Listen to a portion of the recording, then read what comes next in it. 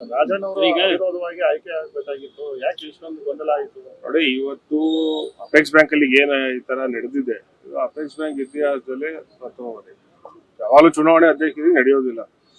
ಎಲ್ಲಾ ಸೀನಿಯರ್ ಡೈರೆಕ್ಟರ್ಗಳು ಹಿಂದೆ ಕೂತ್ಕೊಂಡು ಅಧ್ಯಕ್ಷ ಉಪಾಧ್ಯಕ್ಷರು ಚುನಾವಣೆ ನಡೆಯುವಂತದ್ದು. ಆದ್ರೆ ಈ ಚುನಾವಣೆ ಏನ್ ಇವತ್ತು ಪ್ರೋಸೆಸ್ ನಡೆದಿದೆ, ನಡಿಬಾರ್ದಿತ್ತು, ಬಟ್ ಈಗ ಆಗೋಗಿದೆ. ಬಟ್ ಆದ್ರೆ ಮುಂದಿನ ದಿನದಲ್ಲಿ ಇದು ಯಾವತ್ತು ಮತ್ತೆ ದಿನಾಂಕ ನಿಗದಿಪಡಿಸ್ತಾರೆ, ನೋಡ್ ಮಾಡ್ಬೇಕು. ಯಾವ ಕಾರಣಕ್ಕೆ ಈ ಬೆಳವಣಿಗೆ ಆಯ್ತು? ಕಾರಣ ಇನ್ನೂ ಯಾರಿಗೂ ಗೊತ್ತಿಲ್ಲ. ಸಾಧ್ಯ ಇಲ್ಲ. ಒಂದು ಘಟನೆ ಆಗಿರೋದು ಈಗ ಒಂದು ಚುನಾವಣೆ ನಡಿಬೇಕು ಅಂತ ಹೇಳಿದ್ರೆ ಕೋರಂ ಇರಬೇಕು, ನಿರ್ದೇಶಕರುಗಳ ಕೋರಂ ಇರಬೇಕು. ಸೊ ಇವತ್ತು ಆ ಚುನಾವಣೆಯಲ್ಲಿ ಕೋರಂ ಕಡಿಮೆ ಇದೆ. ಸೊ ಆ ಒಂದು ದೃಷ್ಟಿ ಇಟ್ಕೊಂಡು ಇವತ್ತು ಚುನಾವಣೆಯನ್ನ ನಿಮ್ದೇ ಸರ್ಕಾರ ಇದೆ, ನಿಮ್ಮ ಕಾಂಗ್ರೆಸ್ ಬೆಂಬಲಿತ ನಿರ್ದೇಶಕರ ಸಂಖ್ಯೆನೇ ಜಾಸ್ತಿ ಇದೆ. ನಮ್ದೇ ಸರ್ಕಾರ ಇದೆ. ಸರ್ಕಾರ ಇದ್ರೂನು ಕಾಣದ ಕೈಗಳು ಬಹಳ ಅಷ್ಟು ನಡೆದಿದೆ ಇಲ್ಲಿ, ಆಯ್ತೇನಪ್ಪ. ಸೊ ಅದೇನೇನ್ ನಡೆದ್ರು ಈಗ ಚುನಾವಣೆ ಮುಂದಾಗಿದೆ. ಮುಂದಿನ ದಿನಾಂಕ ಯಾವತ್ತು ದಿನಾಂಕ ನಿಗದಿಪಡಿಸಿದ್ರೆ ಅವತ್ತು ಚುನಾವಣೆ ಅಲ್ಲ. ರಾಜಣ್ಣವರು ಅಧ್ಯಕ್ಷಕ್ಕೆ ಆಕಾಂಕ್ಷಿ ಇರೋದು ನಿಜ. ಇನ್ನ 2 ತಿಂಗಳಲ್ದಿರ ಇನ್ನ 6 ತಿಂಗಳಾದ್ರು ಅವರೇ ಅಧ್ಯಕ್ಷಕ್ಕೆ ಆಕಾಂಕ್ಷಿ ಇದ್ದೇ ಇರ್ತಾರೆ. ಅದ್ರಲ್ಲೇ ಎರಡು ಮಾತಿಲ್ಲ.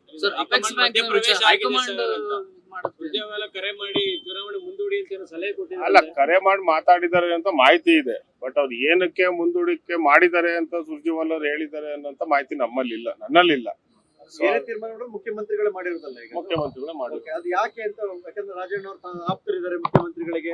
ಮೊನ್ನೆ ಮಾಡಿದ್ರು, ನಿನ್ನೆ ಮಾಡಿದ್ರು. ಈಗ ನಾನು ಅದನ್ನೇ ಹೇಳ್ತಾ ಇರುವಂತದ್ದು, ಮುಂದೂಡಕ್ಕೆ ಪ್ರಶ್ನೆ ಬರುವಂತದ್ದು ಕೋರಂ ಬೇಕು. ಕೋರಂ ಸಮಸ್ಯೆ ಇರೋದ್ರಿಂದ ಚುನಾವಣೆ ಮುಂದೂಡಿದ್ದಾರೆ. ಹೈಕಮಾಂಡ್ ಇಂಟರ್ಫಿಯರ್ ಆಗಿದೆ ಅಥವಾ ಮುಖ್ಯಮಂತ್ರಿಗಳು ಹೇಳಿದ್ದಾರೆ ಅಂತ ಮಾತುಗಳನ್ನ ನನಗೆ ಅದು ಹೆಚ್ಚು ಮಾಹಿತಿ ಇಲ್ಲ. ಅದಕ್ಕೆ ಬಂದಂತ ಸಂದರ್ಭದಲ್ಲಿ ಏನಾದ್ರು ಮಾಹಿತಿ ಬಂದ್ರೆ ನಾನು ನಾಮಿನೇಷನ್ ಹಾಕ್ಬೋದಿತ್ತಲ್ಲ. ಕೋರಂ ಬೇಕು. ಮೀಟಿಂಗ್ ಮಾಡ್ತಾರೆ, ಮೀಟಿಂಗ್ ಅಲ್ಲಿ ಕೋರಂ ಬೇಕು. ಸೈನಿಂಗ್ ತಗೊಂಡ್ರು ನಿರ್ದೇಶಕರುಗಳು. ಆ ನಿರ್ದೇಶಕರು ಸೈನ್ ತಗೊಬೇಕು ಅಂತ ಹೇಳಿದ್ರೆ ಮಿನಿಮಮ್ 10 ಜನ ಇರ್ಬೇಕಲ್ಲ. 10 ಜನ ಇಲ್ದಲೇ ನೋಡ್ಬೇಕು ಏನ್ ಅದ್ರ ಬಗ್ಗೆ.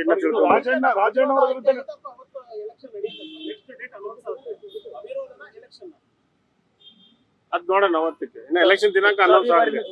ರಾಜಣ್ಣ ಅವರ ವಿಚಾರದಲ್ಲಿ ನೋಡಿ, ಸುರ್ಜೇವಾಲಾ ಅವರು ನಮ್ಮ ಪಕ್ಷದ ಮುಖಂಡರಿದ್ದಾರೆ, ನಮ್ಮ ರಾಜ್ಯದ ಉಸ್ತುವಾರಿ ಇದ್ದಾರೆ. ಸೊ ಅದರಿಂದ ಅವರು ಈ ಕೋಆಪರೇಷನ್ ವಿಚಾರ ಅಂತ ಬಂದಾಗ ಸ್ವಲ್ಪ ಅವ್ರಿಗಿನ್ನ ಮಾಹಿತಿ ಕಡಿಮೆ ಅಂತ ಅನ್ಕೊಂತೀವಿ ಸುರ್ಜೇವಾಲಾ ಅವ್ರಿಗೆ. ಯಾಕಂದ್ರೆ ಇಲ್ಲೇನು ಯಾವ್ದು ಪಕ್ಷವಾಗಿ ನಡೆಯುವಂಥದ್ದಲ್ಲ. ಇಲ್ಲಿ ನಿರ್ದೇಶಕರು ಅಂತ ಬಂದ್ರೆ ಎಲ್ಲಾ ಪಕ್ಷದವರು ಇರ್ತಾರೆ. ಸೊ ಅದರಿಂದ ಸುರ್ಜೇವಾಲಾ ಅವ್ರಿಗೆ ಸ್ವಲ್ಪ ಈ ಸಹಕಾರಿ ಇಲಾಖೆ ಮಾಹಿತಿ ಕಡಿಮೆ ಇರ್ಬೋದು. ಸೊ ಅದರಿಂದ ಏನೋ ಅವ್ರು ಬಂದಂತ ಸಂದರ್ಭದಲ್ಲಿ ಆಕಾಂಕ್ಷಿ ಇರ್ಬೋದು. ನಾನೇನು ಆಕಾಂಕ್ಷಿ ಇಲ್ಲ ಅಂತ ಹೇಳಕ್ ಹೋಗೋದಿಲ್ಲ. ಇನ್ನ 2 ಬೇಕಾದ್ರೆ ಸೀನಿಯರ್ಗಳು ಇದ್ದಾರೆ. ಇನ್ನ ರಾಜೇಂದ್ರ ಕುಮಾರ್ ಅವರು ಸೀನಿಯರ್ ಇದ್ದಾರೆ. ಸೊ ಆಕಾಂಕ್ಷಿ ಇರೋದ್ರಲ್ಲೇ ತಪ್ಪಿಲ್ಲ. ಆದ್ರೆ ಫೈನಲ್ ಆಗಿ ಈಗ ಪಕ್ಷ ಇದೆ, ಸರ್ಕಾರ ಇದೆ. ಸರ್ಕಾರದ ಏನು ಅದು ಮಾಹಿತಿ ಇದೆ, ಸರ್ಕಾರ ಏನ್ ನಿರ್ದೇಶನ ಕೊಟ್ಟಿದೆ ಅದ್ರ ರೀತಿ ನಡೆದು. ಮಾಹಿತಿ ಕೊರತೆ ಇರೋ ಸುರ್ಜೇವಾಲಾ ಅವ್ರಿಗೆ ಏನಾದ್ರು ಬೇರೆ ಮಾಹಿತಿಗಳು ಒದಗಿಸಿದ್ದಾರೆ ನೋಡೋಣ, ಅದು ಮುಂದಿನ ದಿವಸದಲ್ಲಿ ನಾನು ಹೇಳ್ತೀನಿ ಅದು ಮಾಹಿತಿ. ರಾಜಣ್ಣ ಅವ್ರ ವಿರುದ್ಧ ಪದೇ ಈ ತರದೊಂದು ಷಡ್ಯಂತ್ರ ನಡೀತಿದೆ.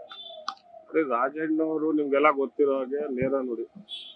ಅದು ಆ ನೇರ ನುಡಿ ವಿಚಾರದಲ್ಲಿ ರಾಜಣ್ಣವ್ರ ಮುಂದೆ ಎಲ್ಲ ಹೆಚ್ಚು ಮಾತಾಡ್ತಾರೆ ಅಂತ ನಡೆದಿರುವಂತದ್ದು. ಅದೇ ವಿಚಾರದಲ್ಲಿ ಮಂತ್ರಿಗಿರಿ ಕಳ್ಕೊಂಡಿರುವಂತದ್ದು. ಸೊ ನೋಡೋಣ ಮುಂದಿನ ದಿನದಲ್ಲಿ ಮಂತ್ರಿಗಿರಿ ಆಗ್ತದೆ. ಹೊಸಬರಿಗೆ ಅವಕಾಶವನ್ನ ಕೊಡಬೇಕು ಅನ್ನೋ ಒಂದು ವಿಚಾರನೂ ಕೂಡ ಪ್ರಸ್ತಾಪ ಮಾಡಿದ್ದಾರೆ ಡೈರೆಕ್ಟ್. ಹೊಸಬ್ರು ಕೊಡೋದ್ರಲ್ಲಿ ಏನು ತಪ್ಪಿಲ್ಲ. ಆದ್ರೆ ಇವತ್ತು ಬ್ಯಾಂಕಿನ ಸ್ಥಿತಿಗತಿನೂ ನೋಡ್ಬೇಕು. ಯಾಕಂದ್ರೆ ಅಪೆಕ್ಸ್ ಬ್ಯಾಂಕ್ ಅಂತ ಮಾಡಿದ್ರೆ ಮದರ್ ಇದ್ರಲ್ಲಿ ಇದು ಕೈ ಕೆಳಗಡೆ DCC ಬ್ಯಾಂಕ್ ಬರುತ್ತೆ, ಸೊಸೈಟಿಗಳು ಬರ್ತವೆ. ಸೊ ಅದರಿಂದ ಸ್ಥಿತಿಗತಿ ನೋಡ್ಕೊಂಡು ಅಪೆಕ್ಸ್ ಬ್ಯಾಂಕ್ ನಡೆಸಬೇಕು. ಸೀನಿಯರ್ ರಾಜಣ್ಣವ್ರು ಇದ್ದಾರೆ, ಆಗ್ಬೇಕು ಅಂತ ಎಲ್ಲ ನಿರ್ದೇಶಕರಿಗೆ ಭಾವನೆ. ಅವರೇ ಆಗ್ತಾರೆ ಅಂತ ಮುಂದಿನ ಖಂಡಿತ. ನಿಮ್ಮ ಪ್ರಕಾರ ನಿರ್ದೇಶಕರ ಬೆಂಬಲ ಇರೋರು ಆಗ್ಬೇಕಾ ಅಥವಾ ಸರ್ಕಾರ ತೀರ್ಮಾನ ಮಾಡೋರು ಆಗ್ಬೇಕಾ? ನಿರ್ದೇಶಕರು ಯಾರು ಬೆಂಬಲ ಕೊಡ್ತಾರೆ. Thank you. ನ್ಯೂಸ್ ಫಸ್ಟ್ ನಿರ್ಭೀತಿಯಿಂದ ನಿಮ್ಮ ಪರವಾಗಿ.